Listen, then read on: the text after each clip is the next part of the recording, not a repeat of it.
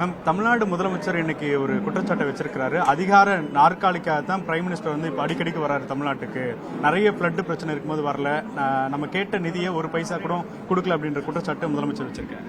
இந்த அடிக்கடி பிரதம மந்திரி வரதை பத்தி திராவிட முன்னேற்ற கழகத்தோட தலைவர்கள் பதற்றத்தை பார்த்தா அவங்க தான் தோல்வி பயத்துல இருந்து பிரதமர் மோடி ஒவ்வொரு முறை வருகின்ற பொழுதும் அவருக்கு இங்க கிடைக்கின்ற வரவேற்பை பார்த்து பயந்திருக்கிறார்கள் என்பது தெரிகிறது.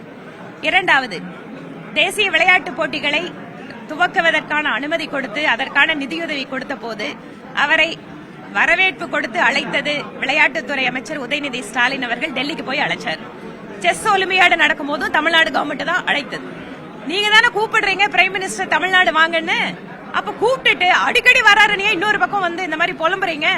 இன்னொன்று, சென்ட்ரல் கவர்மெண்டோட திட்டங்களை துவக்கி வைப்பதற்காக பிரதமர் வருவது என்பது நியாயமானது. அது வந்து புரிந்து கொள்ளக்கூடியது, இயல்பானது. இதுல வந்து கருத்துக்கு மாற்று கருத்துக்கு எங்க இருக்கு? அதனால பிரைம் மினிஸ்டர் வரும்போது அவர் கட்சி கூட்டங்களிலேயும் அடிஷனலாக கலந்து கொள்கிறார். அந்த கட்சி கூட்டத்திற்கு கிடைக்கின்ற வரவேற்பும் பாரதிய ஜனதா கட்சிக்கு தமிழக மக்கள் கொடுக்கின்ற ஆதரவும் அவர்களை பதற்றமடைய வைத்திருக்கிறது.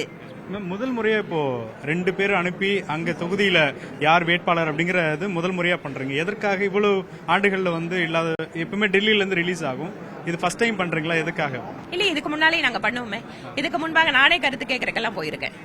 ஒவ்வொரு அசம்பிளி எலெக்ஷன் நடக்கும் போதும் பார்லிமெண்ட் எலெக்ஷன் நடக்கும் போதும் தலைவர்கள் அந்த இடத்துக்கு அனுப்பிச்சு விட்டு அவங்க எல்லாத்துக்கிட்டும் ஒரு கருத்து கேட்டு அதுக்கப்புறம் இங்க கொண்டு வந்து சொல்லி எலெக்ஷன் கமிட்டி அதுக்கப்புறம் முடிவு பண்ணும். இது நார்மலான ப்ரொசீஜர் தான், புதுசு இல்ல. இப்ப 6ஆம் தேதி பட்டியல் கொண்டு போகும்போது அன்னைக்கே பட்டியலிட வெளியிட வாய்ப்பு இருக்கா? அதற்கு பிறகு காலம் தாமதம் எடுத்துக்கொள்ளுமா?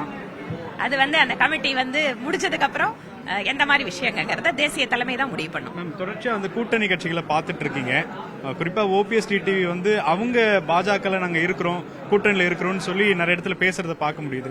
ஆனா பாஜக ஏன் இன்னும் சந்திக்கல? அது ஒரு பெரிய $1 மில்லியன் கொஸ்டினா இருக்கு. சந்திப்பாங்க. எல்லா கூட்டணி கட்சி தலைவர்களையும் ஒவ்வொன்றாக சந்திச்சிட்டு இருக்காங்க. அதையும் அவங்களையும் யார் விருப்பம் இருக்கோ, அவங்க சேர்ற விருப்பம் இருக்கோ எல்லாத்தையும் சந்திப்பாங்க. அவங்க தயாராக தான் இருக்கிறாங்க. அவங்களுடைய சொல்றமே வரும் கூட்டணி கட்சி டைம். அதில் கூட்டணி கட்சி பேச்சுவார்த்தையில டைம் என்னங்க? ஒவ்வொரு டைம் எது கன்வீனியன்டா இருக்கோ அது நடக்கும். இன்னும் அதிமுகவோட பேசுறதுக்கான சூழல் இருக்கா மேம்? அதிமுகவோட கூட்டணி எதுவும் பேசுறீங்களா? அவங்க வருவாங்கன்ற ஒரு தாட் இருக்கு. ஏன்னா இப்போ சமீபத்தில் கூட அவங்களுடைய புகைப்படங்களை, ஜெயலலிதா எம்ஜிஆருடைய புகைப்படத்தை பயன்படுத்தியதா ஒரு குற்றச்சாட்டு இருந்துச்சு. பிரதமர் கூட தொடர்ச்சியா எம்ஜிஆர் அவங்களையும் ஜெயலலிதா அவங்களையும் மேடையில பேசிட்டு இருக்காரு.